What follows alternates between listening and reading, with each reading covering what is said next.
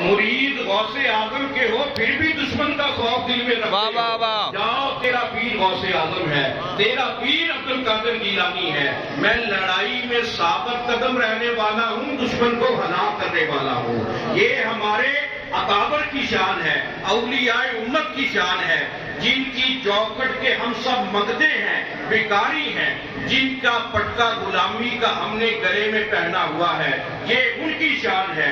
پھر ہم کیوں نہ کہیں غوث اعظم زمانے کا محبوب ہے، غوث اعظم زمانے کا سلطان ہے، غوث اعظم کی ہر جا مچی دھوم ہے، غوث اعظم کا گھر گھر میں فیضان ہے. حضرت سیدہ رابعہ بصری رضی اللہ تعالیٰ عنہا آپ جب بیت اللہ شریف کا طواف کرنے کے لیے جا رہی ہیں، یہ کوئی معمولی سعادت نہیں ہے.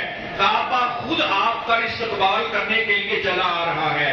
جب حضرت سیدہ رابعہ بصری نے یہ منظر دیکھا، اس عظمت پر ناز نہیں کیا، اپنی فضیلت پر ناز نہیں کیا، اپنے تقوی کو خراج تحسین پیش نہیں کیا کہ یہ میری نیکی ہے، میری اچھائی ہے، میری بڑائی ہے.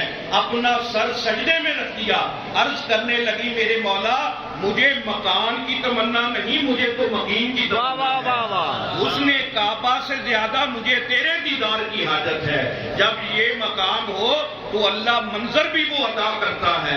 ہاتھ ہے اللہ کا، بندہ مومن کا ہاتھ، غالب و کار آفرین، کار کشا کار ساز. یہ غازی، یہ تیرے پر اسرار بندے جنہیں تو نے بخشا ہے ذوق خدائی.